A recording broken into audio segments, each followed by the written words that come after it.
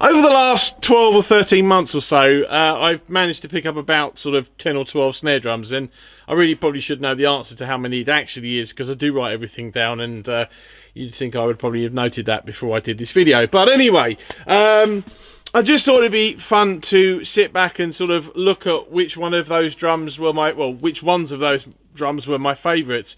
And to be honest, there was actually only one real clear winner, and it was this drum. Which some of you will be familiar with. There you go. It's the Tama Star Reserve 4 drum, and just to give, I have done a video on this. In fact, I did 2 videos on this, which I'll link below if you haven't seen them. But just a quick recap of the drum itself. So, hand-hammered copper shell. You've got sort of 2.5 flanged hoops there. There's kind of a half flange there, which Thomas says does make a slight difference to the sound. 8 lugs, double-ended sort of bridge type. You've got the double-ended strainer action going on there, and you've got the nice Tama 20 strand wires. And obviously Remo coated head, clear bottom, and you've got this is bit of a polarizing drum. It's probably one of the more polarizing drums I've featured so far, in the fact that you kind of either like that finish or you hate it. And I mean, I don't mind it, to be honest. It's kind of grown on me probably a little bit more than it did when I first saw it. But yeah, I don't really know why they didn't chrome the hoops, but you know, have it all looking the same. But you know, it stands out, and there's no chance of you mistaking this for another snare drum, so I'll give them that.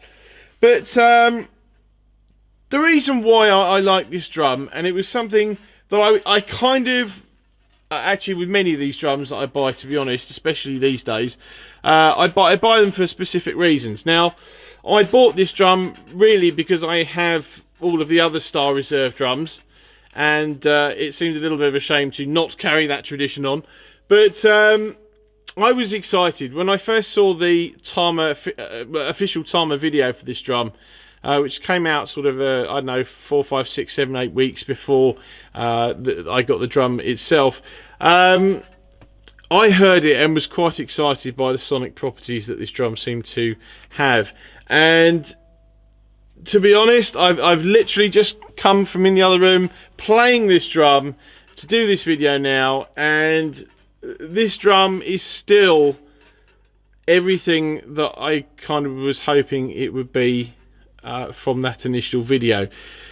With many things in life, when it comes to drums and just musical instruments in general, you never know really if you're seeing particularly an official video promoting a particular product. You kind of never know what else has been put on it to alter or manipulate the sound. But I have to say, whatever was on the sound on the on that official video, it's the same. You know, it's the same in person. I love this drum. I really do. I love this drum, and the reason why I love it is really it's got such a lovely tone to it, especially at the sort of fairly I suppose medium high tension that I've got it at. But this is where for me it sits, and it sits beautifully. But it's got a lovely tone to it. It has such a beautiful ring to it, and I suppose that the two together, it just makes every stroke just a joy, really. And I'm not overselling that, because I don't really generally ever talk like that. It sounds like I'm properly in love, doesn't it? It's very sad. But you know, it's just, this has become one of my favourite snare drums. And I did you know, if you may have seen the video I did, think it was last year, on my 2 favourite snare drums. This would probably be number 3, I think. It's just a wonderful drum, lots of character, lots of sound, lots of sensitivity, and you know, there's probably nothing you couldn't do with this drum. you know, I'd imagine it will work fantastically in a sort of jazz, you know, lighter playing situation, because it's so sensitive. And at the same time, I could probably take it out to do a ska gig with, you know, all that, you know, all that ring, which doesn't sound so good when you hit it with your finger. All the ring to it as well. It's just such a lovely drum, such a versatile drum. And I think had I had it to hand in December when I recorded the album with my band, I probably would have used it on a bunch of tracks. It's just lovely. And I've got a few other copper drums. I've got a 13x5 by Rondinette. I've got a couple of AK Craviottos made by Adrian Kirschler. The 5.5 and the 6.5 14s. And they're lovely drums too. The smaller drum is very bright, or it is quite bright and quite still ringy, and that's got some lovely tone to it as well. The AK drums I find are a little bit more delicate and sort of sensitive and a bit darker in sound for me. But this kind of sits, I suppose, somewhere in the middle, in that it's, you know, dimensionally it's bigger than the 13x5, but I think it's just got that nice full-bodied sound. And I will say thank you again to Graham Russell Drums for calling me about this drum, because you saved me an awful lot of trouble trying to find it. You know what, it's unfortunate that it's a limited edition. I would guess there's possibly 50 knocking around worldwide.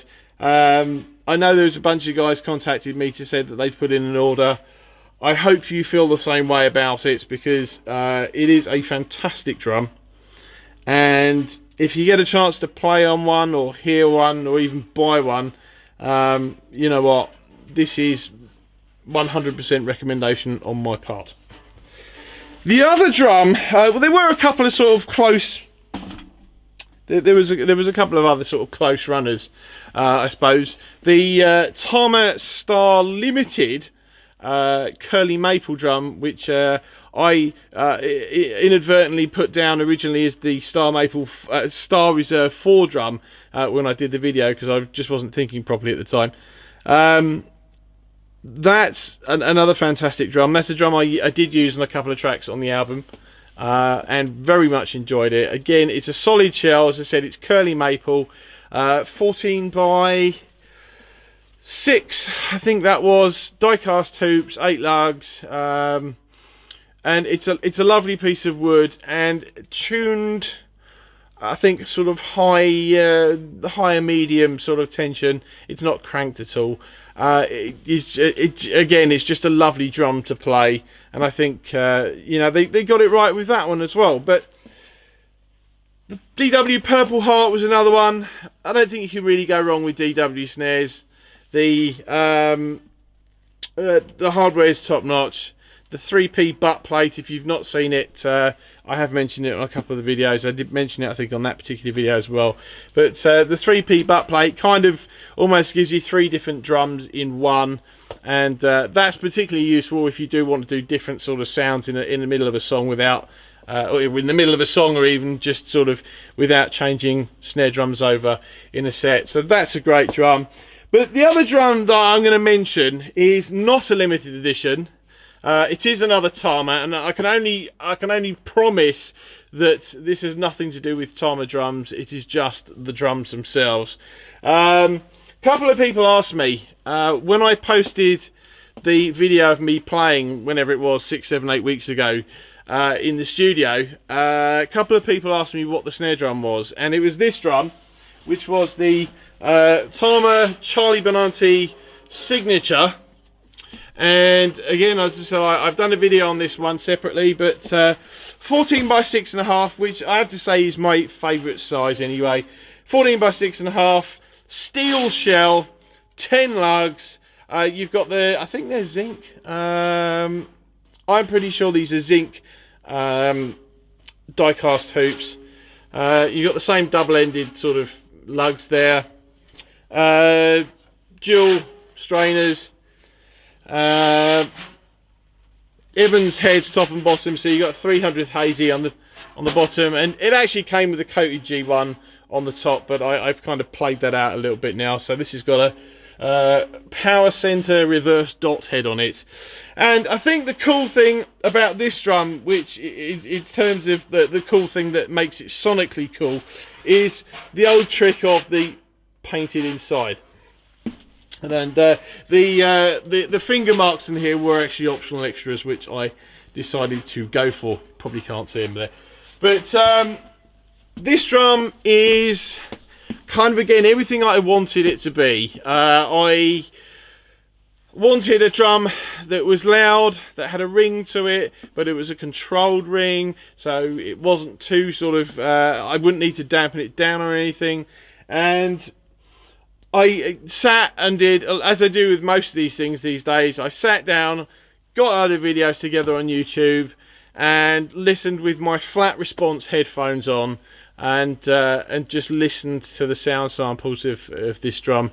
And in terms of being a good all-round snare drum, that for me is a good all-round snare drum. And I did kind of buy it specifically with the band in mind. As I said, it is a sort of a ska band, so that ringy snare is quite useful on a lot of the tunes. But you know, it's got a good sound to it. It's got a good crack to it.